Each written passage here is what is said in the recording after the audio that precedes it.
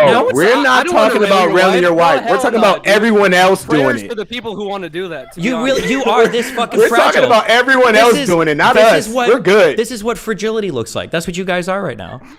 Fragility. No, it's what Fragility. prostitution looks like. What the fuck are you It's talking about? fragility. Look how heated you're getting over your. Like, I'm the one that's internet heated right now. comments. You guys have made how many comments about my fucking wife? Holy shit! And then you're gonna cry it's about not- somebody talking about somebody's it's dead not mom? our Are you You shouldn't serious? talk about the homie's mom then, huh? Maybe you should Exactly. fucking keep your And mouth it's shut not about our that. fault that she got more miles than a used car. It's Uh-huh. not our fault. Like, check her shit. Like, check her shit, bro. That's not our fault. Like, what the fuck are you talking about, bro? How often do you fantasize about my wife? Be honest. How much do you think we- about her? we- Are we you looking actually at her didn't hear about Instagram, her till today. pictures? Oh, We so actually this is didn't a hear good about her fantasy. till Okay, today. that's good. I'm glad, dude. Oh, you No, have we anything don't else? want none of Anything that. else you want to talk We don't about? want or you nothing just to want do to about talk that. about- Yeah, that's good. That's about it. Okay. Oh Well, yeah. hey, What listen, about I'm the, glad we what can, about? Hold on. What? Yo, Destiny. Honestly, what about the Savage comment about all that? Did you see Flacco's video about the other clip you had made? You're referring to all the people around Adam being crazy people and savages, all that stuff. Where are you coming from when you're making comments like that? Savage behavior to go to blows over people talking shit to each other. That is savage behavior. Do you disagree? It didn't go to blows or whatever. What do you mean? you're trying He to say. literally threw a drink at him. The only reason it didn't go to blows is because Adam backed off. What are you talking about? Bro, we were there. Like, what are you fucking telling niggas that were there? Okay, hold Like, on. I'm you sorry. shut the Can I, fuck up, did he? bruh. Did he? Hold on. Did he throw something at him? Okay, that's not a blow. So Destiny, Okay, if you I weren't, didn't know. if Hold you on. weren't a the person, split guy is fucking retarded. Okay, I'm talking to Harmonious. Okay, sorry. Go ahead. What were we saying? Destiny, You're a if fucking Destiny, idiot. if your mother had just passed away and one of your close friends was being insensitive to you about it, would you try to debate him, or you can just punch him in the face and teach him a fucking lesson immediately? I'd probably be a fucking adult and a fucking man, and I would tell the guy, "Hey, don't talk about And my this mom like is- that. I don't and appreciate this it." is That's my- what you do, right? Bro, why do And you no, say and- like? and- Why do you and- talk like that? Like, I'll be Because you're fucking acting. man Because and you're a talking. fucking Because you're adult. talking like a 9-year-old. I would go in. I'd What is slap. wrong with this nigga, bro? I'd slap that dude up the face. I would slap that guy. Destiny, He never Destiny, gonna do you it come, again. Like, come on, dude. Are you fucking come serious? from a privileged background. Do you come from a privileged background? Do you have any like type of like Come from a financial privileged hardships that background? you've ever gone What are through you in your life talking about, ever? dude? You don't have. First of all, you don't know what the fuck my background is. Number one, I okay. don't. That's what Number I'm two, asking you. That's what I'm chances asking if Well, you we guys can, aren't. for if one, you we guys- could you're probably able to say it's think this way. prostitution because you're I'm trying taking to on see your how wife. you're able We to can say think that. this way that like, oh, someone's gonna talk shit about my dead mom and I'm not gonna punch him in the face. Like how you had to be from an incredibly suburban area with like no hardships. You have like not suburban. I mean like a cul-de-sac ass area with no hardships, rich parents. Or maybe and now I you're- just now you're trying to like give your perspective on the real you world. have no idea what my background is. It's obvious, which is fine. That's And cute. that's why I was okay? asking that But question, number yeah. two, it has nothing to do with where I came from, and it has to do with where I am. And I couldn't imagine throwing away any part of my life because I feel like I need to protect my masculinity by punching some dude because he talks shit about It's my not dead your mom. masculinity. You're protecting your. Just so you know, you're protecting not talking on a love and your freeway. You respect can for slow your down fucking a family second. members, bro. Your And love this and is what I'm saying respect with for the your thing- family with- members and don't no, want you no, going to hold on, Destiny, prison because you're and fighting this is somebody where because I'm sorry if they I'm came sorry off if as I'm being insensitive. This is why I bring up your relationship with your wife. Where I'm saying that if you don't have that barrier with You know your that wife, shit, and being you're able to fucking have her stupid. fucked by other guys, Holy you're obviously shit. not gonna punch some guy for fucking talking shit about your dead Great. mom either. All right. Well, you guys have anything else or? That's it. All right. Well, good luck in life. When you get older, maybe you'll figure shit out a little bit more, or maybe you won't. Maybe Tell you'll end your- up fucking hey, shot tell or your killed wife- or in jail somewhere. Tell your Good luck, wife dudes. to. What a fucking waste of time. Holy shit.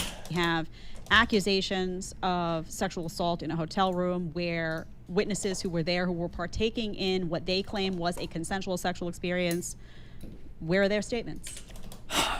I can't even say what I'm going to want to say because now everyone's going to say it's like I wanted to call them the N-word. I don't want to call them the N-word, but I feel like I can't make any assumptions or say anything about their background because if I do, it's going to come off as racist. I can't say anything. Whereas this guy can make all sorts of guesses about like where I came from or what my background is, but I can't fucking say anything. It drives me crazy. I don't know what the fuck I can do. It's like these people are, when I say these people, I don't mean black people, but I mean like this community of people, some of which happen to be black, this hip hop, online, whatever this bullshit, right?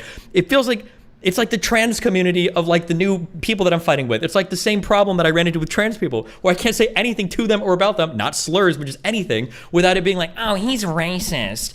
Oh, he's insensitive. Oh, like, dude, are you serious? Holy shit. Sorry. Okay. We're gonna get through this fucking video, dude. You have, you know, I need to just, one of these days, I need to bring back like 2011 Destiny, okay? Jesus. allegations being made, and then you have a day before the raid, you've got these videos that emerge of these girls dancing half naked from the Tate house. You've got them going on lavish holiday together a month after the raid, super expensive stuff. Why are you talking about them? You could talk about so many other topics. Because I've been on the Note Jumper podcast. Haven't I been on like 3 of their shows at this point? 2, I'm planning on going back in a month. 3, I'm friendly-ish with like Adam22 and a couple of other people on that show. 4, I've had multiple other people. Of course I'm gonna fucking talk about them. What do you mean? Like, I might not live with them or be as, but of course when shit's going down on the internet, people are gonna talk about it. Like, what do you, no fucking shit, Sherlock Holmes. Like, what a stupid thing. Like, why would you talk about me? Why are you broadcasting your shit on the internet? Of course, if you're broadcasting it for everybody to see, everybody's gonna have an opinion about it. Like, Jesus. The pictures are out there. You can find them. Posting a bunch of photos. I mean, does this sound? Just use your mind, people. Does this sound like something's not fishy here? Do these sound like individuals who have just gone through a traumatic experience, a horrible experience of being assaulted and trafficked?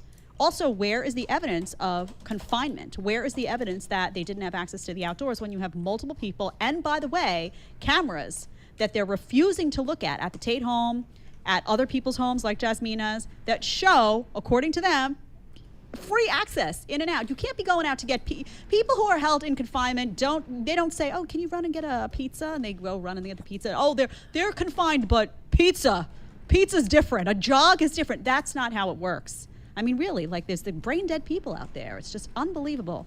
And by the way, corrupt institutions rely on you to be brain dead, rely on you to not ask questions. So refuse to play that game. Suleiman, go ahead. I want to bring in your timeline just for clarification from your Substack, but go ahead, please. Yeah, of course. So just the French Riviera, I just want to add one point, because some people may argue, guess what? They went there because they wanted to get away from things, and it was a way of just... Destiny, just attack their backgrounds and try to attack their insecurities. Bring up how little views they have, or maybe how they probably didn't grow up in the hood like they claim to. Bro, you really think I can say any of that shit? I can't. Please stop. Jesus Christ. Just, recovering from the situation. For me, that would be an acceptable explanation. The problem was they were posting on Instagram, they were posting on TikTok, so therefore it was, again, about publicity as opposed to trying to recover. Yeah, I've seen the photos, and I have to say, if it was, they went away to clear their heads and to recover, and it was about health, and it would not look as it did. And so I'm just go look at the photos. Audience, make your own decision about that. I want to just pull this timeline up. Deli, do you have that timeline? For the UK woman, this was put quite beautifully out there by Suleiman. It says, prior to November 2021, Andrew Tate meets the UK woman in London. November 2021, the UK woman moves to Romania. March of 2022, alleged incident of assault. 11, April 2022, videos of the woman partying and twerking. Around April 2022, UK woman blackmails Andrew Tate for 200,000 euros. And the 12th of April 2022, the raid on Tate's home. And around May 2nd, 2022, is the luxury. I don't get why they're all so worked up. Do you know? Adam didn't even insult his mom in that clip. He literally said he helped pay for the funeral. I don't get why they're all up in arms.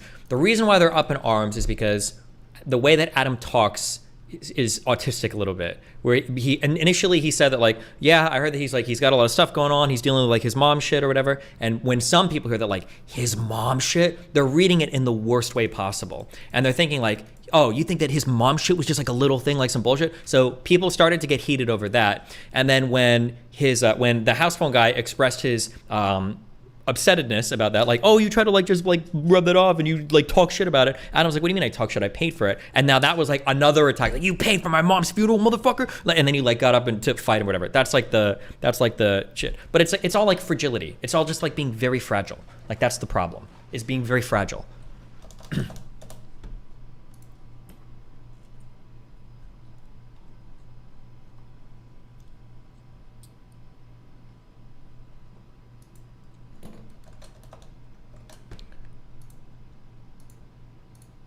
Also, what was the... It didn't come to blows. He just threw something at him. Oh, kill me. Another problem, too, also, more than it being a racial thing, more than it being a community thing, more than it being a culture thing, another problem, too, is I think for a lot of these guys, I think also they're really young. Like, those two guys, I think were both, like, probably, like, 21 or younger, I think. And if that's the case too, that's also going to play a lot into it as well, right? Wait, are you serious? This is the guy that was shit-talking me?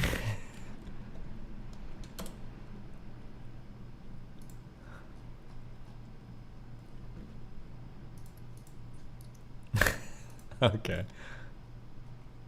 Whatever.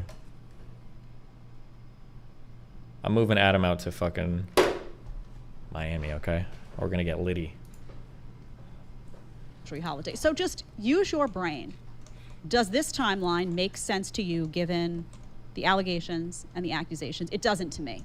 It just doesn't. As a female, empathizing with someone who could have gone through that legitimately, this is just not, this does not make logical sense to me. There's too many holes and there's too many pieces of evidence, legitimate evidence, like the cameras and the surveillance that are being excluded. I do think sometimes I have to be careful about the dude. I feel like when I die in the next 2 years, it's gonna be so political. Like I have to choose a person that kills me so well, because like I feel like if I end up getting killed by like a black dude over shit like this, my whole community would go, they'd be all America first. Like it would be over. My whole community would be like, you know what, Fuentes was right, and then it would just be done. I'd be over. And then all the communities would be like, there it is. Like it would just be the worst possible thing in the world. I need to like pay a guy to be like, pretend to be a white nationalist and to like stay in the back roster. So like if I'm a minority or like a Muslim or a woman or whatever, or a fucking, any left-leaning person was ever gonna kill me, he has to like pop in and like save the day. Like, no, it was a sniper shot from this guy and he's been posting racist Nazi shit for the past 20 years. Like, oh, thank God. It was the right that got him, you know? Jesus. I'm going to get to the chat, Suleiman, and then let's just see if we have some questions here from the audience. Okay, let's see what we got here. Lurker, $20. Funny how the social media and journalism do not put the same energy in blaming Tate brothers and sex trafficking for the government finding and releasing Epstein lists. So yeah, they're talking about of course not. Of course, because remember, this is political and this is agenda driven. And they have a selective interest in the truth depending upon who they like and who they don't like. We have Prototype 3710, $20, free the Tates. Their money and possessions are being seized and the charges will be to justify them. This is a horrible message to send to international travelers. The gynocracy, social media, and US is behind this. And that's an interesting, Suleiman, that's an interesting point. We have one more from Prototype as well, but you know, the Tates really did put Romania on the map. At first in a very positive way, creating this tourist attraction. People... This is... Bro, you're delusional. Are you serious?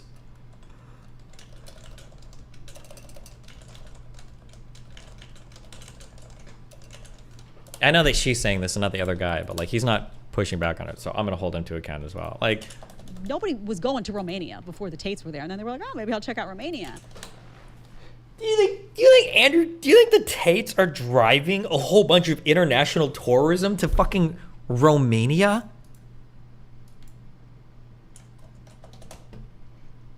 I think you could get creative with your roast towards that community if you really thought about what gets them the most mad, because, well, it shows they don't hide it really well. The problem is that, like, the way that I would dig into that community, all of it would, like, come off as racist, but it's because they're black people. But, like, I would do the same towards, like, white people, too, right?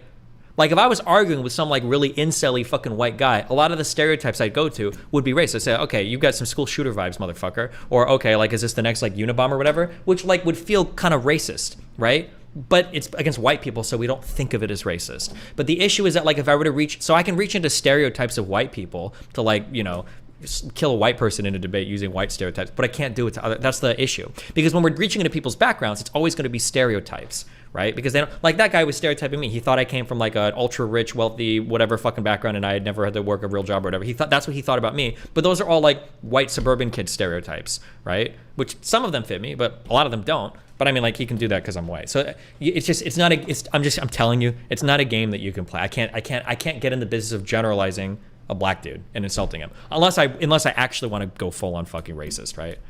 Do you have to argue like that? There's no way to talk things through with them. I probably could have, but I mean, like, they already started just screaming about my fucking wife, so like, what the fuck am I gonna say, right? But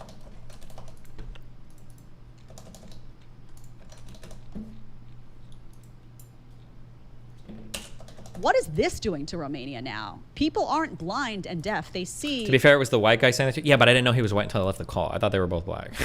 So I didn't know that. The amount of corruption that's going on. Do you think Romanian officials don't realize that that's being processed by Americans and other people who are now saying, I'm not going to move there, I'm not going to go there because look what they're doing to him. It's going to Romania now. People aren't blind and deaf. They see the amount of corruption that's going on. Do you think Romanian officials don't realize that that's being... Why is she saying this? The Tate's whole move to Romania was about how corrupt they were. That was good. It's like what is she?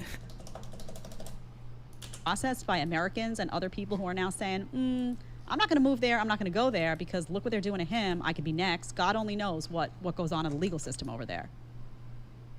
Yeah, I think I totally agree. I think when it comes to I don't think that I don't think anyone is thinking that. Holy shit, I might get in trouble for sex trafficking if I go over to Romania. Oh no, I don't think anybody's thinking that. Unless you're a fucking sex trafficker. to Romania now, people will think twice about ever going there on a holiday, never mind to go and reside there. It's just not worth it. If you can just be taken into prison, just think about it. To be fair, can you understand them getting mad over talking about someone's dead mom when you get mad over them people talking about your wife?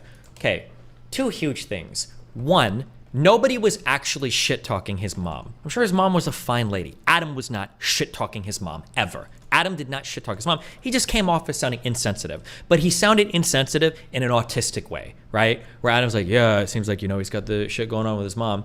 That he's being autistic. I seriously doubt, now, I will admit, I could be wrong, and maybe Adam is actually a huge piece of shit behind the scenes and I just haven't seen it. But it didn't sound to me like Adam was being like, yeah, he's got that shit going on with his stupid fucking mom, like whatever dumb shit. It didn't sound like that to me. It sounded like he's just like, yeah, he's got shit going on with like his mom or whatever that died, right? That's what it sounded like to me, right? Now again, I know you guys are either primed to hate Adam, or maybe Adam is like a crazy fucking snake behind the scenes or whatever, but that's what it sounded like. So no, if Adam was out here saying shit like, oh yeah, his mom is a fucking slut, look how many miles of dick she, like, Jesus, fuck, then I could understand like, hey, bro, like, yeah, you're gonna die, right? Although you still shouldn't be attacking somebody for shit like that. But like, yeah, that would be, but he wasn't shit talking his mom. He was being autistic about his mom. There's a big difference, okay? Or I don't even know if you could say he's being autistic. No, it's a little autistic. He could have been nicer about it. He could have phrased it better. 180 days without ever being charged. Who would be silly enough to ever go to that country? Because remember, it doesn't mean that you've done something wrong. They can just charge you. Tone deaf, sure. Looking for the evidence for 180 days and say, guess what? Sorry, we couldn't find anything. Yeah, and that's so. Yeah, I would think. That's not an excuse, though. What do you mean that's not an excuse? That's part of how you evaluate another. Are you an adult? What do you mean that's not an excuse? Like, that's, of course. If I heard somebody say some shit, like somebody was like, he's shit talking your mom, I'm gonna want to know what he said. Like, what do you mean? And it's like, oh, well, he said like, I think he's dealing with like a bunch of shit with his mom or whatever, and it sounded insensitive. That's a world of difference. That's some shit where it's like, you'd be like, bro, what the fuck? But like, don't say this. Like, that hurts, okay? Versus some guy being like, yeah, his fucking slut mom finally kicked the bucket. Fuck that bitch. Because that's some shit where it's like, I'm not talking to you ever again. Like, you're out of my life. What the fuck is wrong with you, right? Of course, the intention matters and how he's saying it matters. Of course, that's important. What do you mean? How can you say that like? How can you say that like that doesn't matter?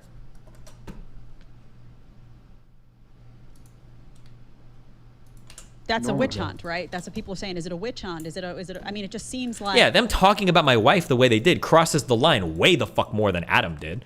Like, it's not even close. Like, if you had the evidence. But again, even at that, not that I give a fuck. But it's like the I can't say, I'm not gonna say, I'm trying so hard not to say the ninja moment on the Boondocks or whatever, where it's like, if you've got a life and you've got shit to hold on to and you've got like meaning and purpose or whatever, like, you're not about to throw it away like starting a fucking fight with somebody because they talk shit about your moms, right? Why would you ever do that? You've got, like, if you have a future and you've got things going on in your life, why the fuck would you ever do that? It's so stupid.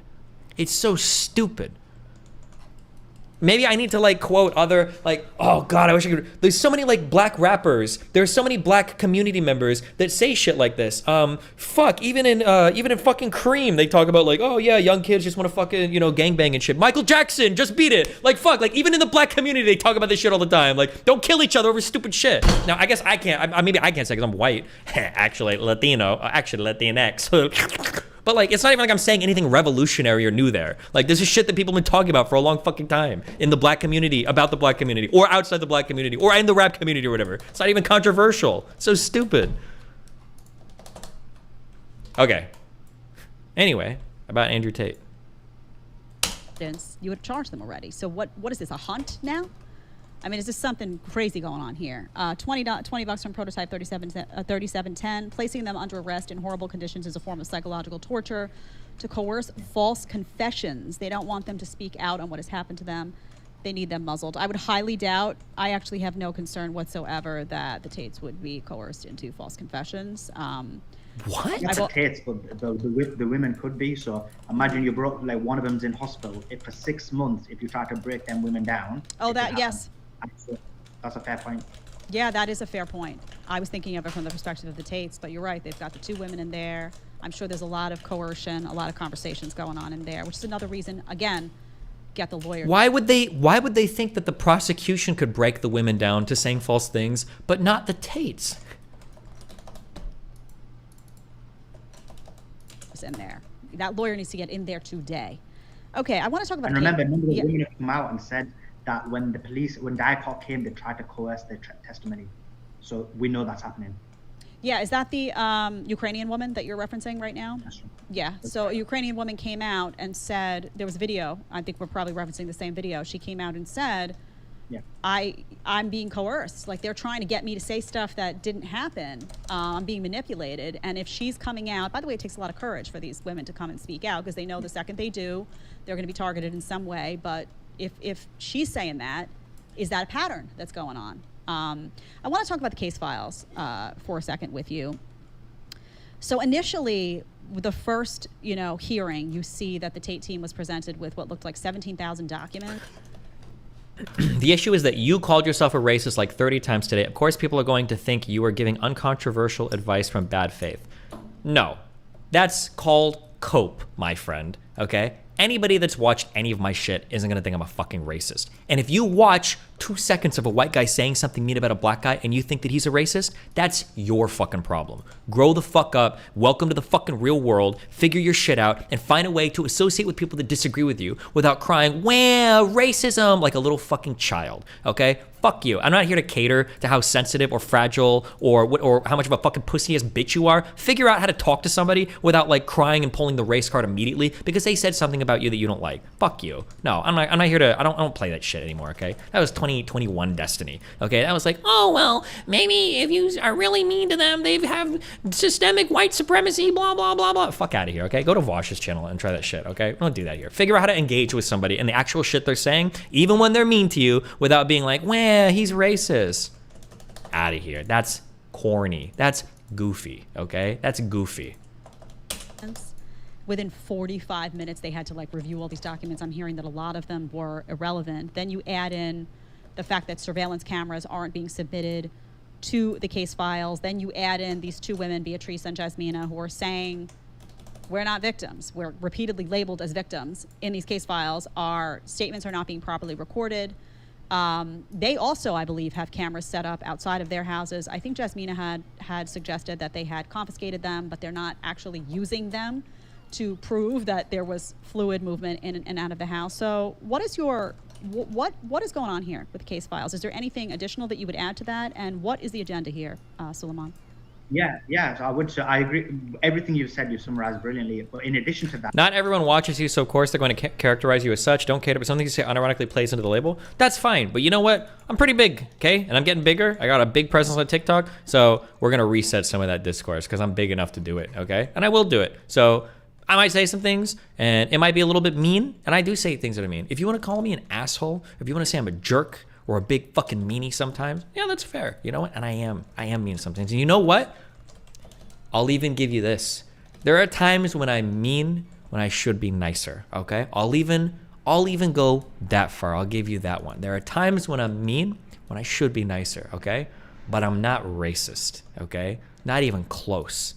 Not yet, okay? Not even close to being racist. So if that's all you've got when it comes to engaging with me, then you need to figure out something else, okay? Because I don't give a fuck, all right?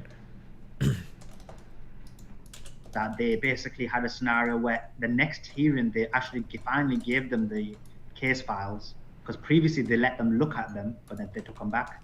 The second time they actually gave them but only 1 day before the actual hearing, so again not enough time to go through it, and it was mostly irrelevant information. Another important point to note is, and I just thought about this now while you've been interviewing, so I do need to double check this. But Luana said in her interview in April that the women are not allowed to leave the country when there's an ongoing investigation, and yet both of them have left the country. Yeah, you're talking. Where are these women? Doesn't that seem odd to you that you would make this statement and then you would just run? I mean, that just doesn't seem. It just doesn't seem. Something is wrong. Again, if the fish stinks, it stinks. It just does. You were also part of an interview, Suleiman, with Tom Kahn, who's a longtime friend of Andrew Tate. I saw you and him. You're not big on TikTok unless that brain rot politics kind of see it. When I say big on TikTok, I mean a lot of people post my shit. When I say that, I get a surprising number of people now in real life who like recognize me from TikTok, which I never thought would happen. It was just like really weird. Fuck, when we were in New York, I think like, fuck, I don't remember. It was like 5 or 10 people like stopped us outside. Like, oh my God, are you Destiny? It was like really crazy. Yeah, now it's gonna be like, are you Destiny? Pull up. But yeah, we'll see. Jesus. Sat side by side and interviewed Jasmina. I think it was last week, and she was talking about. You were asking her point blank, you know, were you victimized? And she's outright saying that she was not a victim. There has since been, and we're going to dig into this article in a second, since been a report that came out that Romanian judges are ruling that those women have been brainwashed. He's saying he knows a rapper that fucked your wife? What? Bro, we come from a totally different world. Nigga. Don't do that, bro. Don't do that. You feel me? Like the video, dog. Yeah, that nigga pissed. I know that. And just know, I know he hit. I know. Okay, but she didn't do shit. It was actually him, but fuck you, Destiny, whoever you are. Colorful hair and for fuck your girls. bitch too, even though people are doing that probably right now as we It's for speak. guys too. He's in his feelings about me. I like that. You feel me? Like, I like that I left and he's still thinking about me. He can't help but talk about me. He's thinking about that. He's thinking about that BWC. He's thinking, I want that blue haired dude in my bed. He's thinking, I want to fuck his bitch. I wish I could be a part of that. That's what he's thinking right now. Right now. He's dreaming on it. His girl's behind him and all he can think about is my wife's pussy and my dick and where it goes. That's all he's thinking about. He's obsessed with me. Keep it 1,000. I like to handle business outside, nigga. Get out the house. I like to handle business outside. Oh my god. Destiny. Destiny is good. I came for the vibes. Shit. If you have popcorn. I'm really Riley, good. bring over popcorn. Look, I'm gonna just say it. I don't give a fuck. Destiny, you gonna hear this. I'm really good friends with a really popular rapper from LA, and just know, I know he hit. I know. So don't do that, bro. Don't do that. You feel me? Don't do that. For sure, dude. I know he's on his stream like, oh my god, all you do is talk about my fucking wife, talk about a fucking debate. I want a fucking debate. Come on, you want to fucking talk about? Let's say words really fast and just say act like we make sense. Come on, fucking motherfucker. Damn, I did not hear the argument. That nigga mad, bro. That nigga mad. Oh man, I like the video, dog. Yeah, that nigga pissed. The funny thing is, it's impossible what he's saying. There's no chance that Melina fucked anybody that he knows down there. Because me and Melina are racist. We would never do that. I'm just kidding, in a video game. Why every time I leave you argue? I like I'm bucket hat. Thank you. It's shut up, Mayday. I'm just kidding. I'm sorry. I couldn't help it. I'm just kidding, in a video game. Stole it instantly. But yeah. My first bucket hat, and I kind of like bucket hats now. Destiny, you go cuck, Cuckstiny. I'm changing the stream name to that, Cuckstiny. Let's go. How is he so original? So his name is Destiny. Is her name Magic Mike? That's actually a good one. Nice. That's actually a good one. I mean, Magic Mike has this year the last movie coming out. She's probably working on a movie. That's good. Cuckman.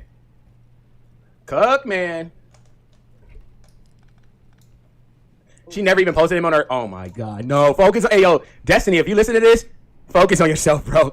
It's a dub. Like, it's a dub. And I know he's over there like, I don't know what these fucking black people are talking about. It's a dub. What does that mean, chat? Chat, what does it's a dub mean? Yo, it's a fucking dub, bro. Yo, get these Destiny Dick Rider fans about my shit, man. Actually, no, leave him. I need the clout. Leave him. Please don't leave, guys, actually. I really like it when you're here, and I want to talk about you guys a lot. It's What up, alright, bro. biatch? Thank you, Joseph. It's alright, little bro. We know. Turn that sub mode on. This nigga, man. I know he texting his girl right now like, Don't respond to their DMs. They're gonna take you away from me. I know. Hey, I know he's going crazy on this girl. Like, were you honest about how many dudes you actually fucked? The projection is crazy, dude. Oh! Do you think he knows how many dudes his girls fucked? The only difference between me and him is that mine is honest. My God. Look at this launchpad abuse. Oh my. Do you think this is unethical? They're really the biggest containers in the game. I like to use them for the ore shit. Do you think this is unethical right now? No. Shut the fuck up. God, bro. This nigga crazy. This nigga crazy. Why does every red pill have a cuck fantasy? It's all they talk about. I think they do. I think they think about it a ton. I think that for a lot of these guys, there's a lot of projection. There's a lot of like latent homosexuality. I think there's a lot of latent like cuckoldry fantasies, which by the way is fine. I'm chill. If that's the type of thing you get off to. Personally, it's not for me. But if you like that shit, I think that's fine. I think nobody should shame you for it. You should be able to exploit as much as you want. It's a little bit weird that they project all of their cuck fantasies onto me. I think that's kind of strange. But hey, listen, if that's your dream, then fucking you live your. Don't let anybody stop you. Okay. Don't listen to them, my dear. Babe, they're saying you're a freeway exit. Bro. He got mad because you talked about the wife. No, Yuri actually. Spliff mode? Is that the famous spliff mode? Is that CX coin? I know, just like you and everyone else says the same shit. What's up, bro? Listen, you are mad goofy, I'm not gonna lie. You got tattoos on your face, not even a rapper. What do you do? You said you're so rich, what do? You got a fake fire pit in the background. What do you do with the money? What do you do with the money, nigga? Oh, well, since you're interested as to why I own why I rent an apartment, I invest my money in index funds, and I'm able to have a solid income without having to stream or do anything if I chose. And I have very little liabilities every single month. But you don't know a thing about any of that stuff, do you? Oh, really? Because it says that your net worth is $300K. We just bought an apartment for $325K. We can buy your stupid ass, nigga. Shut your bitch ass up. Yeah, my net worth on Google says that. Bro, do you really want me to tell you where your apartment is? This guy wants to brag about like wealth and net worth, and he's unironically bringing up what somebody's Google listed net worth is. Wait, now I feel bad. I didn't know this dude was actually retarded. Now I feel like I'm bullying.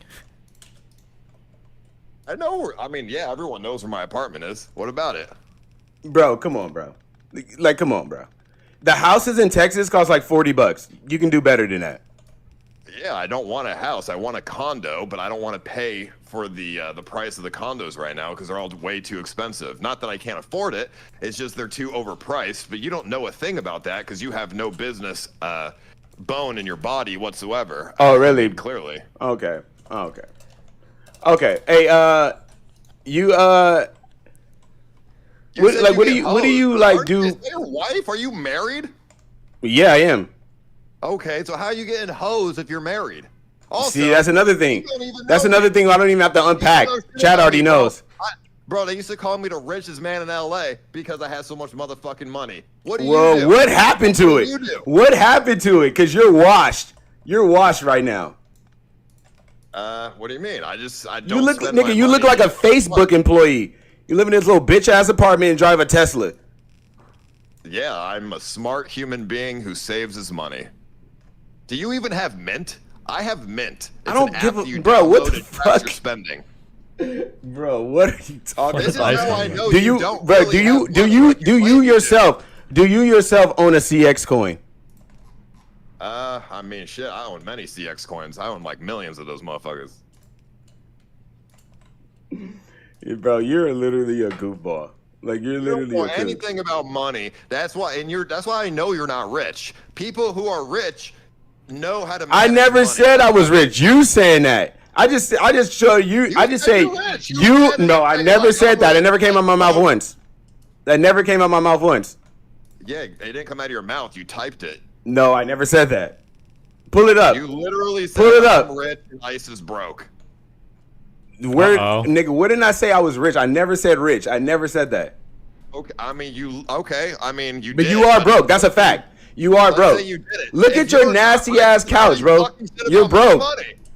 You're broke. I don't know what you blew that money on. I don't even know how 2,000 people still watch you at this point, but you're broke. Okay, so I could be wrong, and maybe I don't understand some cultures or something or whatever, but like this having like girls in the background, is it so that you can feel like cool, or is it like a brag thing? Like, oh look, I got chicks on my stream that just like sit there bored on their phones all the time. This is like the most boring shit in the world. Like, do people really like think, like, at least Hassan tries to interact with girls in his background? Like, Jesus. Oh shit.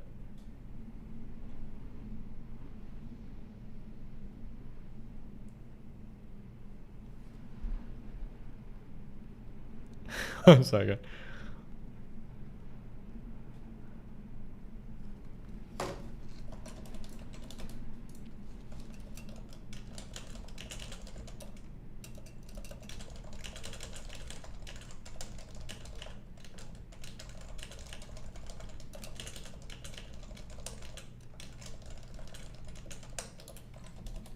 Okay, go back. Are you rich? Or he messaged me, said he's outside. But hey, that's another thing I want to ask. You have like 700,000 plus subscribers, right? Correct? You're popular. You're Ice Poseidon, correct? Yeah. Okay. How do you only like max out at 2,000 viewers? Like, how is 698 people not invested in your shit? Let's think for a second. I've had streams since I've come back where I have 4K viewers. I mean, yeah. I mean, what are you trying to say? I'm just asking, like, how is 698,000 people not invested? I mean, I guess I could say the same about you. 5,000 subscribers, 400 viewers, 200. Bro, I've had my YouTube for like literally a year. And then you know what's crazy? I bought this house before I had YouTube, so. Okay, so you're rich or what? No, I just said I have my priorities in order. Let's say that. All right. I mean, yeah. I guess I don't have 600,000 viewers or 10 or 20,000 viewers, but every time. But how does that? When I lived in LA, I was hanging out with real fucking Crips, bro. This guy, Ebenezer, real fucking Crip, took me to his fucking hood. Like, I was down about that life, bro. You don't know me. All right, now you trolling. I get it. I mean, you don't know anything about trolling, so how would you know? I get it, bro. I get it, man. Keep doing your thing, man. Keep laying on that nasty ass couch. Yeah, but what about? I mean, you still haven't told me a single thing about you. I don't know anything about you. Yeah, it doesn't matter. How do you make your money? It doesn't matter. You know how I make my money off CX coin. Matter, bro. You don't have shit. I make it off CX coin. Okay, dude. You don't. You're fucking broke as hell. Bro, I am broke as hell because I make all my money off CX coin, bro. I trusted you. Well, if you were actually in CX coin, you would know that it actually did a 10x, and if you didn't sell at the 10x, you're kind of a moron. All right, man. All right, dog. You sell drugs? Is that what you do? Sure. Is that your stereotype for black people? No. He did it! I knew he'd fucking do it! You see what I mean? That's why I can't do it. That's why I can't go there. I can't say shit. It's unreal, dude. You refuse to tell me what you do, so it must be illegal. Wow. It's like, dude, it's like the most fragile shit in the world. Ow. Must be illegal, guys. Why would you not want to flex? Because I don't need to flex. I don't need to flex. Well, you're telling me that I should flex? No, I'm telling you, you should fucking get a better fucking a new couch. Cause that shit look pissy as fuck. Okay, my couch is $4,000. The couch you have in the back there is like $800. All right, man. All right, but that's just in one room. I mean, how many rooms do you have? I'm just. Yeah, you have how many? Okay. How many what? You have how many rooms in your house? Like one and a half? I have a 2-bedroom apartment. A 1.5? A 2-bedroom apartment. That is on which street? Should I say it? On South Lamar? Oh, you got me. I didn't say it. You did. So what about it? Yeah, okay, you know where I live. So does I didn't even know you just said it though. Look at the pivot, dude. What a fucking pussy. Holy shit. If you're at least gonna talk that shit, like, do something about it. Jesus fuck, man. Look at this guy. Like, should I say where you live? I'm gonna tell you where you live. And he's like, okay, well, I live on South. What did he say, South Lamar or whatever? Oh, well, I didn't know that. Like, dude, are you serious? Okay, what? I literally didn't even know. You literally just said it for no reason. Okay, so who the fuck cares? What are you trying to say? Yo, I hear Giselle is Oh my right god, We're gonna bring. Yo, if Giselle's We're gonna bring Ice back. We're gonna team up with Ice again. Okay. No, I'm just kidding. That era is not having. Oh fuck me. Holy shit. Where are you going? Come back. Who are we reading for Ice? Somebody told me that Ice says some shit in this video. I don't know why we're doing this. I don't know how long this is. I don't know why I'm watching this. I have to leave for fucking London in 2 days. I am fucking weak, bro. You literally just said it for no reason. Yeah, everybody knows where I live. It's not a big deal. I don't care. All right, man. Just think twice before you try to beef with some. Think twice. You haven't done anything to me. In fact, I think I won this conversation. Okay, man. We'll take that to your room with you because you ain't taking no bitches there. Oh, I have so many bitches on my phone. I have had so much sex. I've had sex with probably over 100 girls. I'm not gonna lie. Chad, does that sound like a nigga that has sex? It's also so cringe when these guys talk shit. Like the one guy did it about my background. Like, you don't know what the fuck my background is. Like, you sound like a dumb fuck. And now he's doing it to Ice. Like, say what you want about Ice. The dude's gotten around. Like, how the fuck, like, unless you're just clueless. But again, it's like, I guess this guy makes a living on, like, having no fucking idea what he's talking. I don't even know what he makes a living on, actually. It looks like he's got rich parents. That fake ass, disgusting fucking gaudy fireplace in the background. Fuck me, dude. But. Come on, bro. What? Who says that? I don't really understand your mentality. You're saying that that you don't have to flex, but if I don't flex, then you don't believe me. You're making fun of my couch in my 2-bedroom apartment, but you're saying you don't flex. But you have a fake fireplace in your background. True. It's an NFT, bro. It's a CX fireplace. Oh, dude, I know. It's everything. That's how I know that you are lying about everything you're saying, because you have no real response. You just talk about CX coin. Like, okay, how about you talk to me for real? I'm talking to you for said real. you were What are you talking about? This is not pre-recorded. This nigga dumb. I mean, tell me about yourself. Anything. Okay, I smoke ice pack every day. I slap the shit out of niggas that have bangs. I hate everyone that lives where your address is. Okay. Yeah, man. I don't think you understand. I had a viewer meet up at my house. I don't give a fuck. I don't care what you do with your people in Texas, bro. Like, that's nothing to do. I didn't even know where you live. You literally said it. I didn't even know. Man, you better be careful. I feel like those girls in the back, they're jumping on me now. Oh yeah, they're all over you, bro. They're all over you. The camera, bro. They're like, damn, this Ice guy though. Bro, come on, man. You look like, nigga, real talk, like every day of the week, you look like a lead guitarist, like seriously. Lead guitarist? I mean, is that supposed to be a bad thing? Any day of the week, you look. Wait, what was that? What was that insult? Look like a crack bum in a fucking alley. I mean, I'd rather be a lead guitarist. That's a good one, man. But I mean, you know what's crazy? Where I live, there are no alleys. There's no such thing as an alley. In Venice Beach, there's a ton of alleys. I don't live in Venice Beach, bro. That's where I'm from. I don't live in Venice Beach. Okay, so where do you live? Malibu. Okay, dude. Yeah, Malibu. Nigga, that's where the fuck I live, bitch. Okay, so you live in Malibu, but so you do, but you don't flex. You just asked me. Okay, so what part of Malibu are you in? Anybody want to answer that? Nigga, what part of Malibu? Malibu. Yeah, what part? You know Malibu's a city within LA, right? I think you live. Malibu's a city within LA. Whew. Is it? Would I ever say that? Is Malibu a city in LA? That's like an hour and a half. LA County? Oh, okay, maybe, I guess. I don't know. Maybe I guess we were saying that. Would you guys say that? Would somebody consider that? I don't know. I don't know what the lingo is or whatever.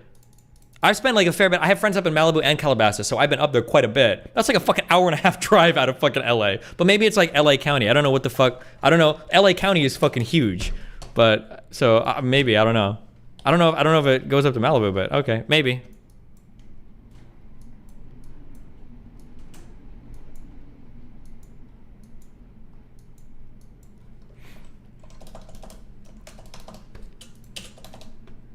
In like, I don't like on Pico Boulevard or something. If you Google Malibu, it says it's a city west of LA. I don't have to Google Malibu. Like again, I have friends that live up in Calabasas and Malibu, and I went to Malibu for the Pepperdine shit. I've spent like a lot of time in that area, but I've never. But there might be different communities that refer to LA in different ways. I've never heard somebody say LA is like LA County. I don't think I would ever say. There are some places where I would say, like if I lived there, like when I lived in Glendale or like if you lived in like Burbank or Venice Beach or even Santa Monica, I think I'd say like I live in LA. But once you're at like Malibu, are you really saying you still live in LA? If you live in Malibu, or like, that's pretty far north. But I don't know. Maybe, who knows?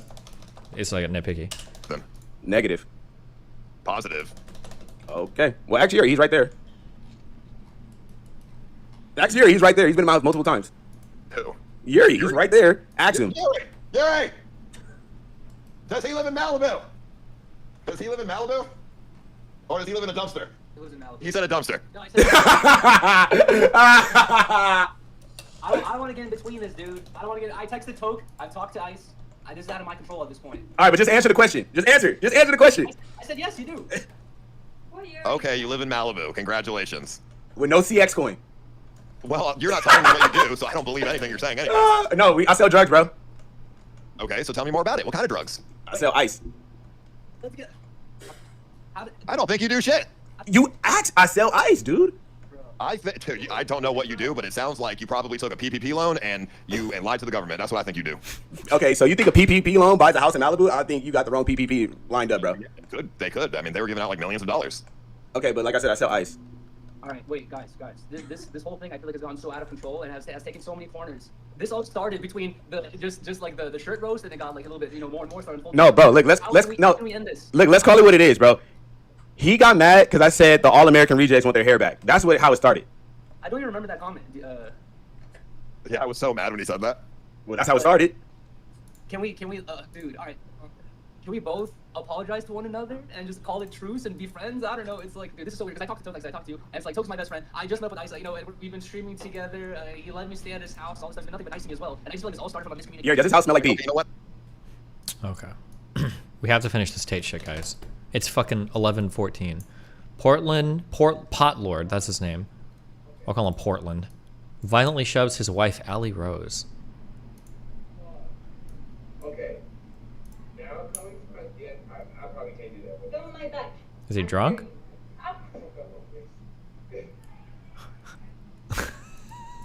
on my back. I carry you. Up.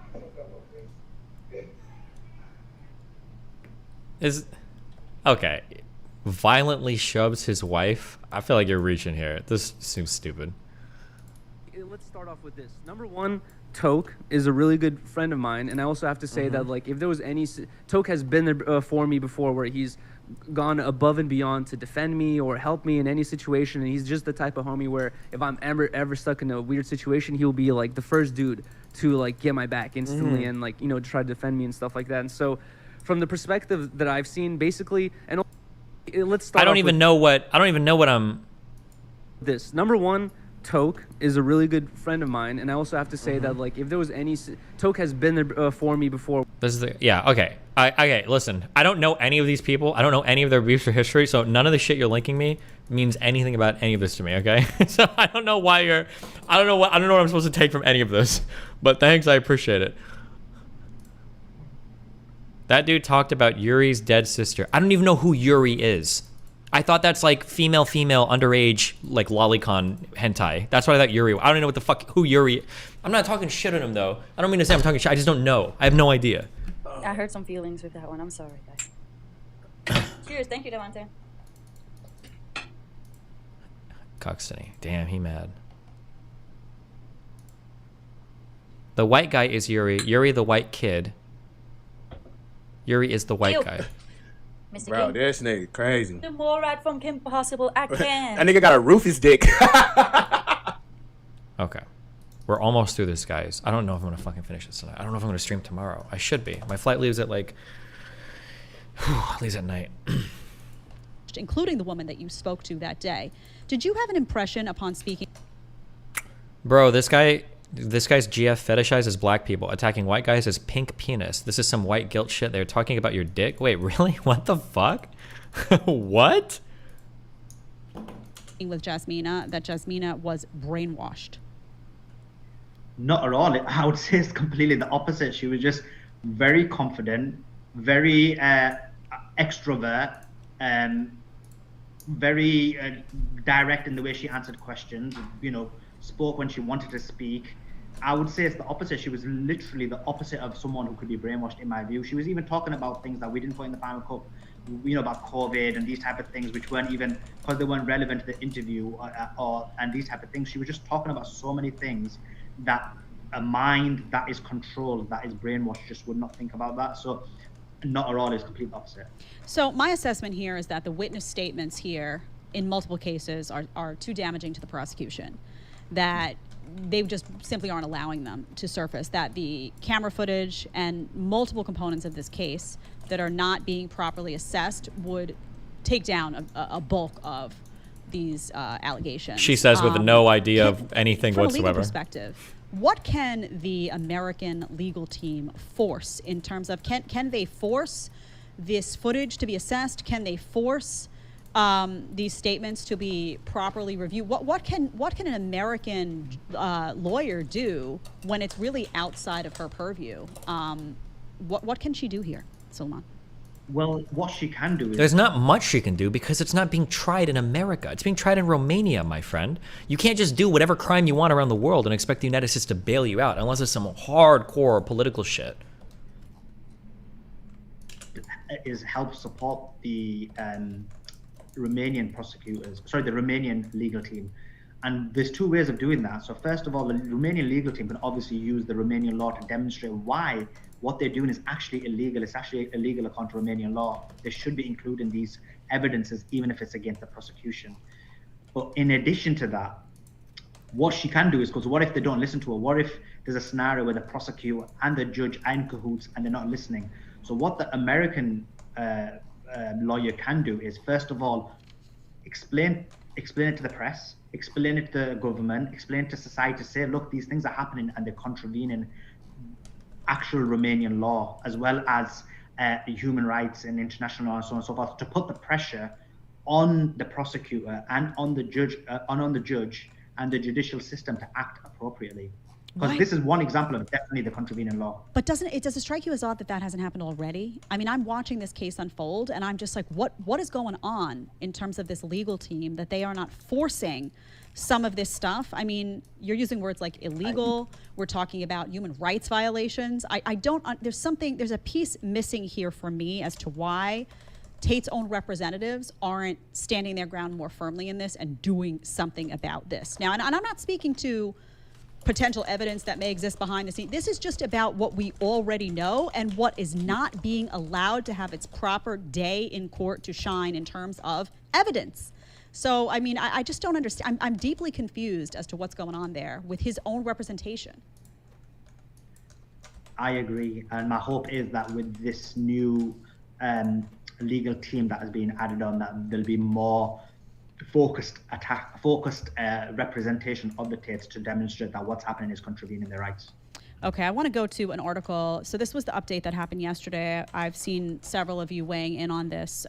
Daily Mail puts an article out, says 2 women who deny being trafficked by Andrew Tate and his brother and insist they worked for him willingly are victims and have been brainwashed, says the Romanian judges. The Romanian judges have ruled.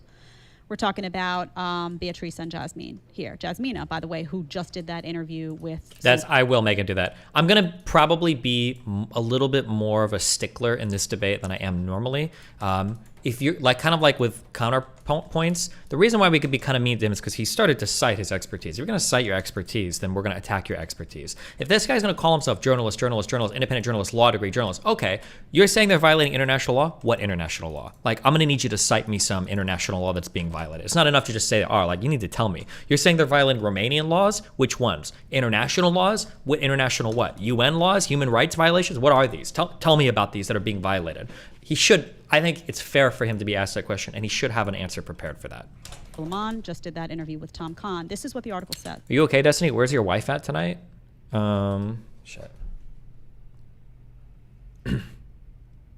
That is actually a good question. I think she is, I think she's hanging without. What is she doing?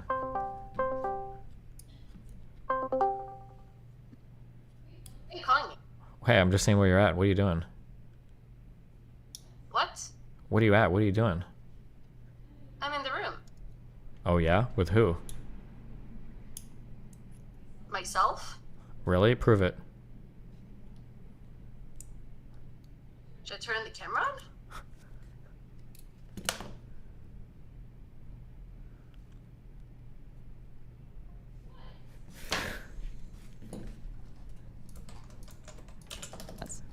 The 2 women both claimed that they worked voluntarily for Andrew and Tristan Tate, but a report prepared by a clinical psychologist.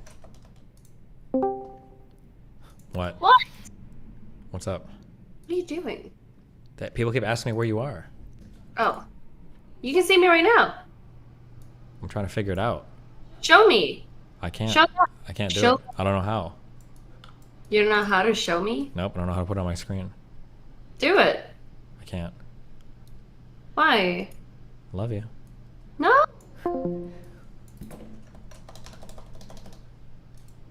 Why are they so fucking fixated on Mel? Because they have nothing to say to me. Why? It's so obviously. What do you mean? Psychologists said they were both left with trauma and did not recognize that they were being exploited. The Romanian court ruled, and I quote, although the named Woman 1 and Woman 2, both in the statements given before the criminal investigation bodies as witnesses and through the authenticated statements given before the notary... Aren't you worried that dude is watching the stream right now and is scouting your research? I've thought about that in the past, that like, dude, is GF just that white girl / black girl the divestors kept talking about? She's trying so hard to validate him. Black divestors writing it. I thought about not doing research publicly, but actually, no, I'm fine with that. If I do research publicly, then that's fine. Gives them, maybe hopefully it'll be a better conversation than them just like running around, not being able to talk about shit. So no, I am okay doing it publicly. Let them have better arguments. We'll see. And submitted by the defense to the case file denied... Also, I'm joking, you fucking morons. My wife has been home all fucking night. She's literally in the next room. She's been walking around in the background. That's the joke. Dumb fucks. any form of exploitation on the part of the 4 defendants, the Collegial Panel of Rights and Freedoms appreciates that these statements do not reflect reality. Oh, interesting. It is known that in the case of the lover boy or falling in love recruitment method, the victims of human trafficking do not always recognize the fact that they were enslaved and exploited and do not cooperate with the judicial bodies, attesting to the idea that these activities were carried out voluntarily. So this is deeply concerning information. What you have here is a clinical psychologist. Who is the clinical psychologist? We don't know. Who appointed that clinical psychologist? I'm going to ask Suleiman in a second about this. What was her connection to whom? What's going on here? But you have a clinical psychologist that can sit with a woman saying, I am not a victim. I was not exploited. This is not my statement. This is not what happened. And that individual then can just on a dime say, oh, this doesn't, yeah, you've been exploited. You just don't know it. You've been treated badly and now you're damaged and brainwashed. So your statement is null and void. And they can do that subjectively to suit a narrative if they so choose. Do we have any idea who this clinical psychologist is, Suleiman, or how does this person, this individual in a case like this, get chosen? What are you So, from my understanding, this... What are you up to? Seeing how many rappers you're talking to from LA right now, Mel. I don't think I know any rappers. I'm so curious what he meant. Oh yeah? That's not what I heard. That's not what word on the street is. He's probably just, he's making it up. Yeah, no shit, Sherlock. But it's just, I don't know what black rappers do I know? He didn't say they were black. Why would you assume that, Mel? I think he did say that. Did he say that? I don't remember. Yeah, I think he did. I don't think he did. I think you just made like, that what the fuck? I don't think I know any rappers. up. We knew one rapper. Who? Mr. Girl. Oh. True. Do we know any rappers? Actually? You rap? Stop. Yeah. Okay, I need to finish this. It's so fucking late, okay? I love you. Well, you didn't finish what? This fucking stupid video. It's been taking me like 8 hours to get through it. Okay, how did you get dragged into that call thing? What was that? It's a long story. What happened? It's a long story. Ask Chat. Who's this fucking... There's like, you know, I have... retard? Okay. What's happening? You know, Why is it talking about me? Okay, do you know what a star system is? No. It's like a sun and planets. Yeah. Okay, I'm a star system and I have my orbiters, Yeah. right? And sometimes we pass by the other star. Then the other star is Adam 22, and he's got a show called No Jumper, and they have their orbiters, and their orbiters have moons. So right now the universes are colliding a little bit, and a lot of their orbiters and moons are trying to attack. Wait, yes. so No Jumper, those people like you? No. Not anymore? Adam likes me, and some of the No Jumper audience likes me. They loved you. And there are people on the No Jumper show that like me, but right now they're having like a race war. Oh. And Adam is the white slave owner guy, and the No Jumper people are the victims that are being capitalized on by Adam the racist dude. Are they declaring war on the subreddit? Well, yes, they've already split off and made a second subreddit because they hate the main subreddit so much, called, I think it's No Jumper V2. Why are they not just throwing in Alicia there? Who? And Alicia. Why is who not throwing in her there? They should get her in there. Well, no, because that would probably make Adam look even worse, because Adam is not racist. They should throw her in there. Yeah, well, you can do that in It your would be time, content. okay? It would be content, but I don't think Adam wants to destroy his entire fucking community, and he probably doesn't like that, like, his whole community is like... Having a war. Yeah. So how is it supposed to calm it down? Calm it down? By calling you a cuck. Is that what they're doing? Well, they don't... Well, nobody... What about you? Well, because I saw a guy... I personally think it's fucking stupid to throw hands, to start fighting people because somebody said something that you perceived as being slightly disrespectful. I think that's stupid. Oh, to and like have a real life fight? yeah, and there was a guy that was trying to do that. Is that one guy? No, it was somebody different. It was this a guy. guy also wants to do that. Well, no, this guy's just some random dipshit who's. Yeah, but he's like threatening you to like slap you. Yeah, he's just talking shit. Everybody does that online. But the problem is that like, yeah, there was a fight earlier, and then I said it was stupid, and now these guys are mad because they think I'm also disrespecting that one guy's mom, even though I think. And how did you get through to that call? Well, because somebody in my chat told me that these guys were talking about me, and if anybody's talking about me, it's always fun to jump in and see if they want to chat. Well, I jumped in their chat and I asked the guy if he was fantasizing about slobbing on my knob. And he got really mad. I don't know if I'd say he got really mad, but he was interested in hopping onto a call after that. Oh, I thought you were gonna say he was interested in hopping your dick. Maybe that, but so we hopped onto a call and he, like always, they Why start. is he taking me? I'm not even, dude. I'm not even there. What the fuck? That's what they like to talk about. They just like to talk about me that's not even there. That's like what they're going for. Yeah, they're meat watching. Yeah, but because like, most of they have the nothing problem else is to that say. most of these guys are losers. No offense, but they don't really have much going on for them. They're not successful. Oftentimes they're just young, so they haven't had their chance yet. And the only way they know how to make it in the world is by screaming and shouting at people online, like unironically. So that's just the. Yeah, and since they don't have shit to say to me because they know that I'm fucking right, because it's the most obvious fucking thing in the world, they decide to attack anybody in my peripheral because that makes them feel better about themselves. You should just tell them I'm racist. Why? Maybe they'll fuck off. How would that make them fuck off? I'm scared. Well, yeah, you did. You actually did. Oh, I think I did. You do that. Yeah, You did sorry. do that. That's why I said you couldn't have possibly had sex with any rappers because we're both racist. So. Yeah. See, he said it was a black rapper. That just because I follow someone, I don't even think this person exists. I think he made it up. But why does he think that if you follow someone on Instagram, you're automatically fucking them?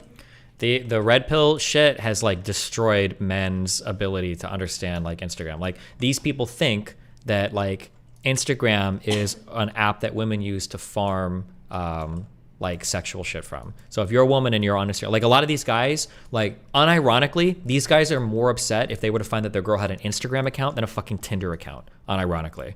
Because it's you like, think we just use it for sex. yes, But that's not what women do. That's what they think. That's the only reason That's that, what yes, guys I know, do. but That's they not what don't women know any women. They have no women friends or anybody that they talk to that's a woman in their life ever. Their moms don't talk to them anymore. So yeah, so all they do is they think that Instagram is literally, if a woman has an Instagram, it's because she's using it to fuck or show off all the guys that she fucks, and that's it. That's why a lot of the insults they use, and it wasn't even true, but that's why that guy was like, oh, Destiny's not even on our Instagram. It's because they think that you're trying to hide me on your Instagram. But you are on my Instagram. I know, but he probably looked like 3 pictures. Yeah. But they do shit like that because they think that women are just using Instagrams to find guys to Why fuck. did I get muted? Why did who get muted? What did he say? Oh, probably type out something stupid. Or he's about to say something stupid. Can everyone just commit suicide in chat? Yeah, they do that sometimes. Do Yeah. it. Everyone does it. Go.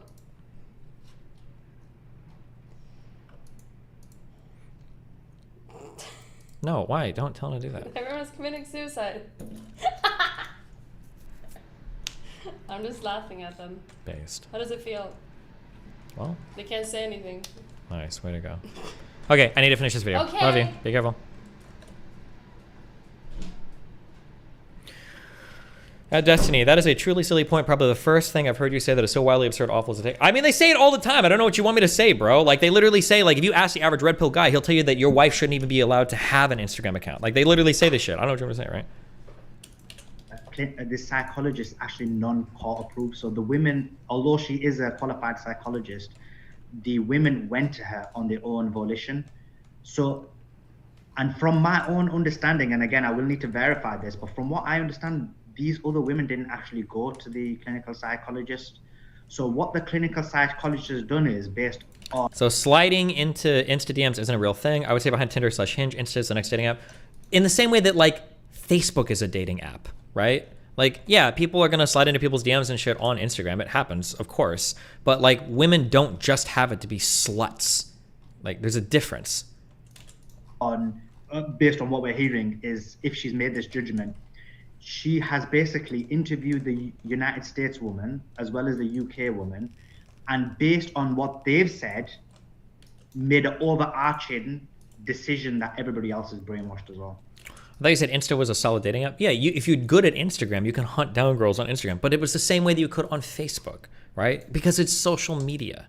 But just because a woman has an Instagram account doesn't mean she's fucking every guy that's in her DMs. The same way that just because Max found Shaylin on fucking Facebook. Just because a woman has a Facebook account or had a Facebook account doesn't mean she's fucking every guy that DMs her. Oh, so in other words, what you're suggesting is that the clinical psychologist didn't actually meet with Jasmina and Beatrice, but instead met with the women who have made the allegations, assessed that those allegations were valid. Yeah, I would agree. They don't use it to be sluts, but for women, Tinder and Insta operate the same. A guy likes your picture, message you. You're just, I don't know what to say, but you're just wrong. If somebody is on Tinder, it's usually because they're kind of looking for somebody to fuck with, right? Sometimes women get on Tinder, get off Tinder, but a lot of women just like having Instagram accounts. They like taking pictures. They like doing social media. Like that's like a fun thing for them to have. It's not just being on Instagram. It's not the same as being on Tinder. Valid, and hence everyone else's assessment was invalid and brainwashing as a result of being contradictory to what the women making the allegations had said. That's what you're saying. That's the conclusion I've come to based on what the evidence I have. So the evidence I have is the lawyer of the Tate saying that the psychologist that these two women saw was a non-court approved one and was someone they'd seen themselves, and as soon as they saw the person, they flew out the next day. And from what I understand, the information I have, that the Jasmine and Beatrice have not seen a psychologist. So if that's the case, one can only assume that what's happened is that he's made the judgment based on what I said. Okay, so we're going to have to talk to Jasmine. Audience, you want to hear from Jasmine? I think we can get her on. I want to know if she spoke to anybody, and I want to know what's going on here. That's outrageous, by the way. First of all, you can't use a non-court approved psychologist, psychiatrist, because who is that person? Do you understand what that means? That means that you can go to somebody, maybe it's your friend, your relative, who knows? Who knows who that person is connected to? And you can get them to validate what you are saying or invalidate what somebody else is saying. Was there money exchange? What is going on there? That is completely corrupt. That is vile. It's almost like, didn't Andrew Tate say he literally moved to this place because he loved the corruption? And now all of you fucking people are crying about it? Wasn't that his whole point? Like, how is there no, like, what is it called? Is it leopards eating face moment here? Like, is that what it is? It was so funny. It was so funny when Andrew Tate would talk about how corrupt it is. Ah, so cute, so funny, such a good meme. And now it's like, what? Corruption? And, what is happening outside? Oh, God, they're coming for me.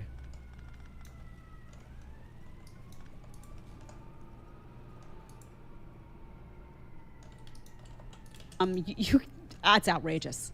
Also, what's outrageous to me is now we are selectively, this is not an evidence-based decision, we are selectively and subjectively deciding that one woman's statement is true and one woman's statement is false based on our own subjective opinions about what their experience was. This is not grounded in evidence. This is atrocious what's going on. I'm going to see if we can get Jasmina on the show. I think we want to hear from her and see what's going on there. True. Okay. Let me just take a look. We have one. Is it super chat we want to hear? Oh, no, I'm going to hold on this one. We're going to wait. Okay.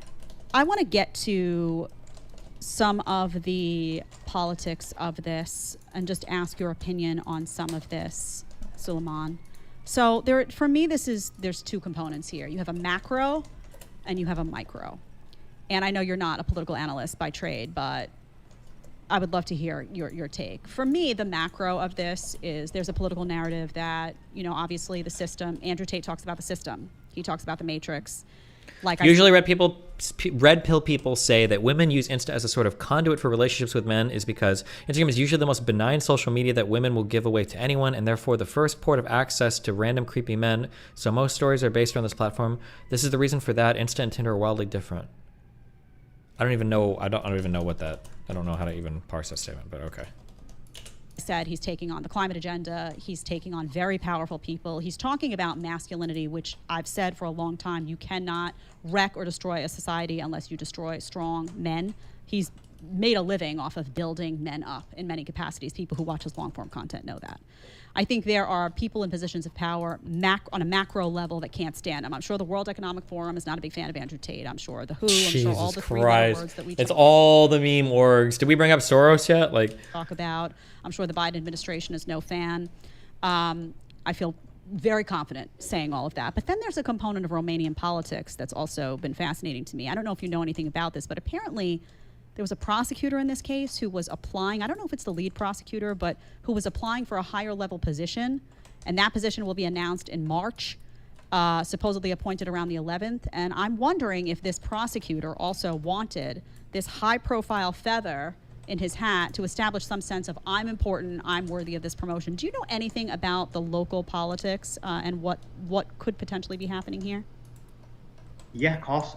So in terms of his impact, you're 100% right. I mean, he has a significant impact. Just to give an example, in UK schools, if you mention and I think the Instagram thing has more to do with the meta of the thirst trap photos a lot of 20-something women post on there. The argument is that there's no reason to show yourself off like that unless you're inviting attention from high-value men. Red pillars wouldn't be against women having an Instagram account if it wasn't somewhere. Okay, that might be true, but most women don't do that. The problem is you only see the thirst traps. You don't see like the fucking dude. I've been with and super beautiful women and I look at their Instagram and you can't even tell they don't post anything like that of themselves. There are a lot of women out there that just don't post that much. Like, yeah, of course, if you go on Instagram, like, look at all these women, look at all these women. Like, yeah, no shit, those are the ones you're seeing. But what you don't see is how many women don't post that. Because how the fuck would you even know? Like, it's just not true. People think that the average woman is like posting like super ultra scantily clad like fucking pictures on Instagram trying to farm Dubai fucking whalers, and that's just not true. There's a lot of beautiful women that don't post that much like risque shit. They just don't. You have no idea about that. It's just that doesn't happen. Like, it's like you guys can't fathom the idea of a normal woman. Like, you think that a normal woman is somebody posting these insane pics on Instagram trying to farm like hypergamously like the top 20%. That's just not true. That's not how most women work. You only know the women that you're being shown on these like red pill shows. That's it. That kind of situation can get it escalated to safeguarding, and then later to be escalated to prevent, and later you can end up losing your children. So there is and in the United Kingdom that only ever happened previously for ideologies like terrorism and so on and so forth. So this is the first time that's happened for an individual, although you could say that maybe he represents an ideology which is, as you said, given support to men in a world where basically men's feelings and what men are going through is disregarded. In terms of politics itself within Romania, yes, you have a number of questionable things that have happened that indicate that something strange is going on. The first thing is the lead prosecutors, and that we're talking about, allegedly is applying for the vacant position, which is the head of DICOT, and that position only became available one day before he began prosecuting. So one day before they arrested the Tates. That's the first thing. The second thing is this. Do you remember when there was a paper about some girl coming out claiming that Andrew Tate had texted him, had texted her? Yeah.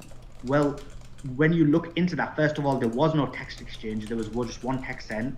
There was never conversation about ages. There was never any type of conversation. It was literally one message. But when you look at it, guess who she was? She was the daughter of a Romanian politician. Interesting. And that Romanian, who is Guzman. And so she's basically connected to politicians. And I found that strange straight away. Well, what are you claiming that the messages were fake? And it was multiple messages. It wasn't just her, it was other women as well. That was the point. But like, is he claiming that the messages were fake? That it wasn't the Tates that were sending that, or?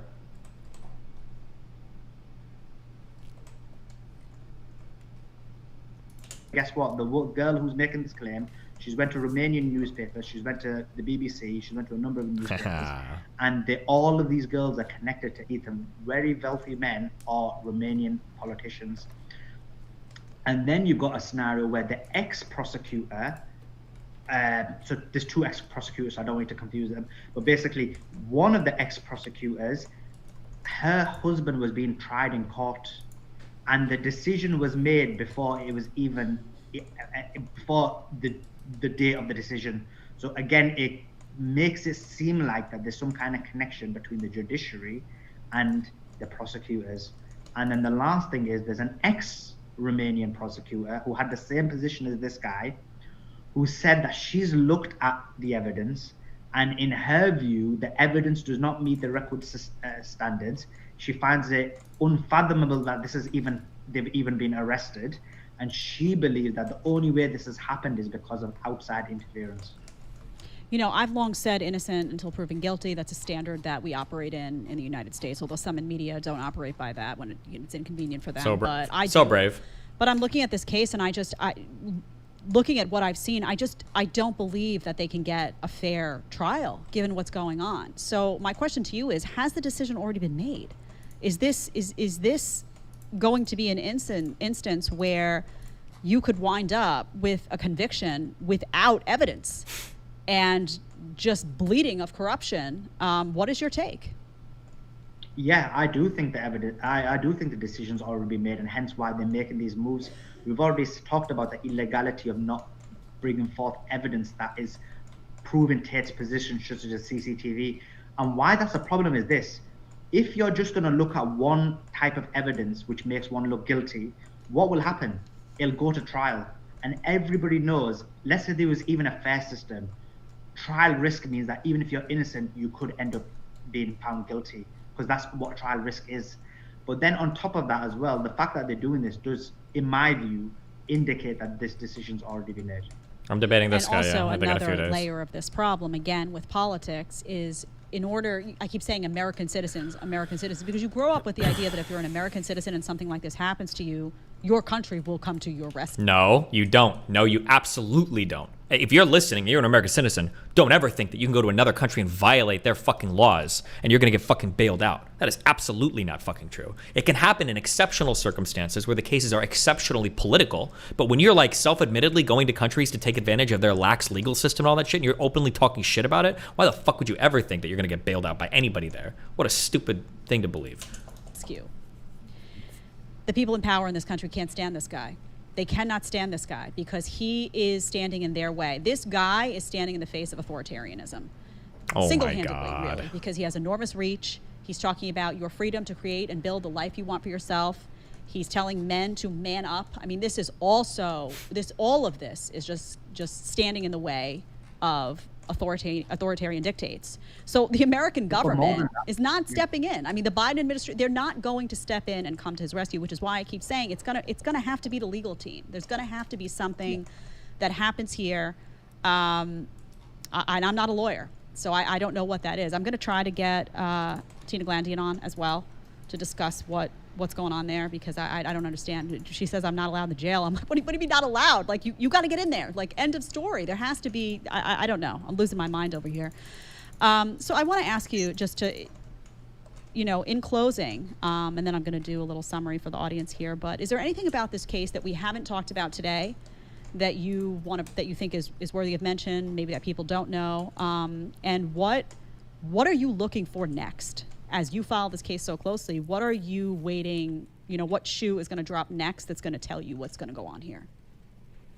Yeah, I mean, what I'm looking for is more information coming out in terms of the evidence, in order that we can actually evaluate it and find out exactly what's going on.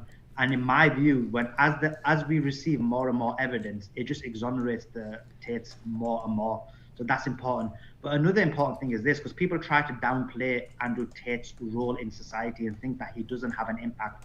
But he has a huge impact. I gave the example of UK schools, but as you said, the biggest impact he has is on men or young men. And we live in a society which is a feminist, liberalist society where extreme feminism. When someone like Andrew Tate inspires a huge breadth of positive doctrines and motivations of the youth, do you shrug that off as youthful stupidity from the believers? Do you see no benefit in people searching to create strong, independent members of their generation? I don't believe that's the case. I just don't believe that. I don't know if there's this huge positive influence that Andrew Tate has on young people. Like, all these people always mention that and they bring that up, but I just don't believe it. I don't believe it. And I think that even if he did have some knock-on effect or knock-off effect or whatever, where it's like, oh yeah, maybe some people are going to the gym more, I guess. Like, the guy doing it, like, the guy's a literal fucking scam artist, right? A self-admitted scam artist. His whole life has been built, and his whole fortune and empire has been built by scamming his employees, by scamming the men that partook in his business services, by scamming everything and everybody. So no, like, even if he does exude some positive messages, I wouldn't want my kid learning anything from fucking Andrew Tate, from a loser fucking scammer. Of course not. Why would anybody want that? Controls everything. And so, for example, high level of male suicides, high level of male homelessness, and so on and so forth is completely ignored.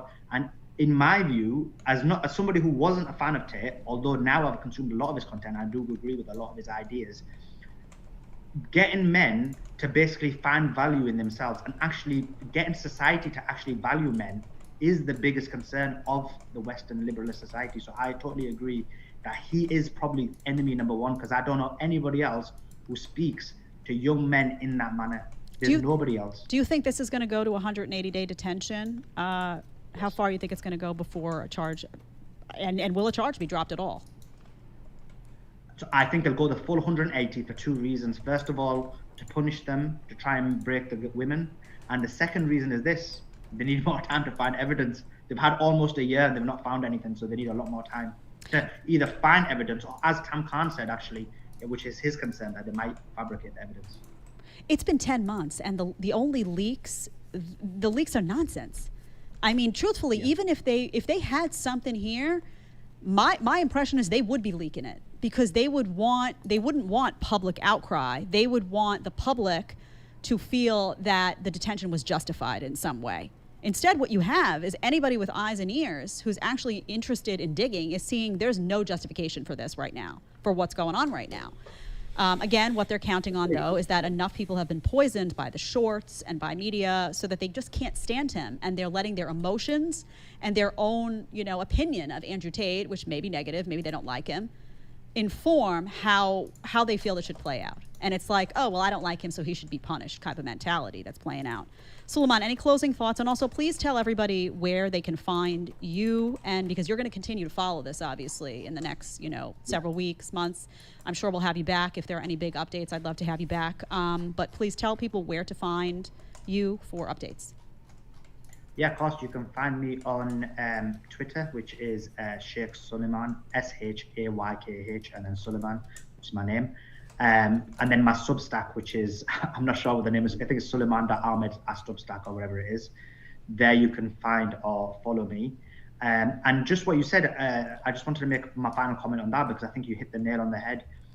I think that's an important point. If there was something important, I believe they would have leaked it. Because Andrew Tate's a loser now? Dude, you were so charitable to his message a few weeks ago. Yeah, because you know what? I did the thing that conservatives actually tell you to do when it comes to Andrew Tate. I actually decided to listen to him and look at full videos instead of just the little clips. And when I did look into the full videos and I got past little clips, what I found out was that he was a scamming loser piece of shit. Even if he wasn't a sex trafficker, he's a fucking loser. Him and his brother laugh and joke about scamming men for embassy passes and for all this shit that he does with his cam girls. Even in the shit they admit to, they're fucking losers.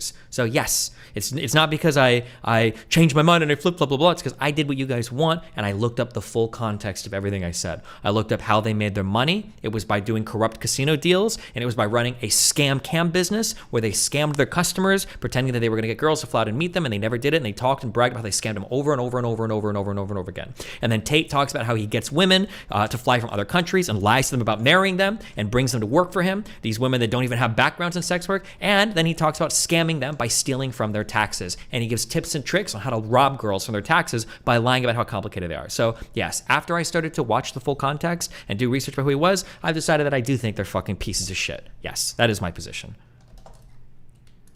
After Tina's interview, which caused them great concern, they then leaked the judicial document yesterday. Like, how can a full judicial document be leaked? And I would say that the judicial document is again another scenario where there's hardly any evidence. It's insinuations, and actually the real evidence is in Tate's favor. Suleiman, thank you. Audience, stick with me. I'm going to do a little roundup here, give you some pure opinion from me. Suleiman, thank you for caring about objective journalism, for doing the digging, for coming on, and we'll definitely have you back when updates hit. I appreciate it very much. Thank you. Thank you. Okay, I just want to get to a chat here. We have two, actually. I'll read both. Shinobi Tekken says, free the Tates. They are the victims of the satanic New World Order agenda. Interesting. Strong men cannot be slaves. Tates are a threat to the likes of the World Economic Forum. Oh, the World Economic Forum can't stand this guy. I'm going to give you pure, unadulterated opinion now in 1 second. Oh, as opposed Lurker, to the objective $20. truth you were giving us That before. Beatrice and Jasmine had Stockholm Syndrome. Free the Tates. I'm sure it did. I'm sure it did. Okay, so I tried to keep it, Suleiman has a fantastic fantastic reputation as an investigative journalist. By the way, he covers a lot of cases, not just a Tate case. So I wanted to keep that, you know, not opinion free because I'm opinion by nature, but I really wanted to keep that what it is. So I'm going to tell you something now, something stinks in this case.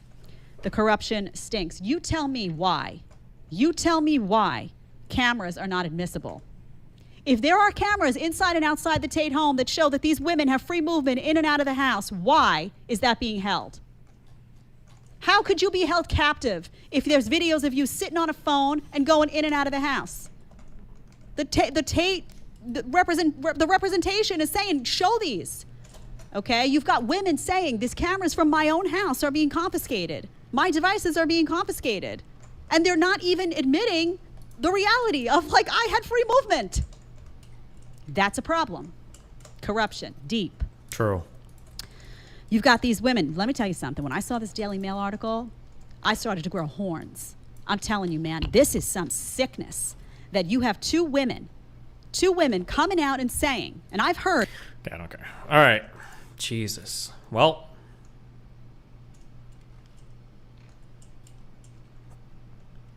It's been fun. I love you all very much.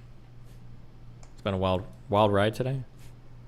I want you guys to stay safe, be careful, be chill.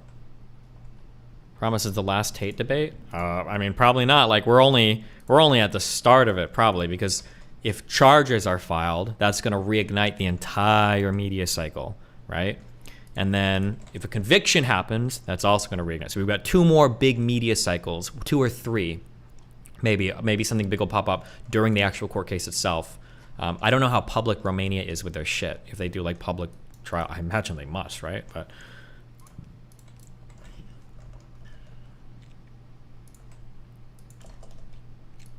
is a series of Pearl debates about it really worth it though? If I can, isn't this gonna be Pearl's like first show back? She's a pretty big person. I think it's a pretty big audience. Why the fuck would I not do it?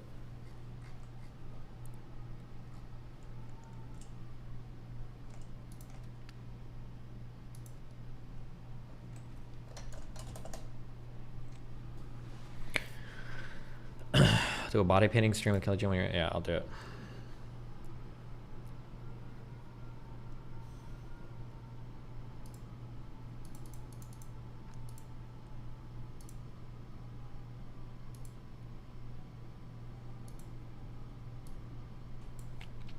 He's getting the rapper who claimed to have sex with your wife on stream. Okay, I'm sure he is. Okay. I need to sleep. I got shit I have to do tomorrow because I have to go, because technically I go to London tomorrow, so. Why can't we movie stream when you're gone? Because you guys need to learn to chat again, okay? So shitting on my fucking chat all the time. Ribbon, cappuccino, cappuccino, cappuccino, cappuccino, cappuccino, cappuccino, my videos. I will catch you guys next stream arena. Peace out. I think tomorrow, maybe a little later.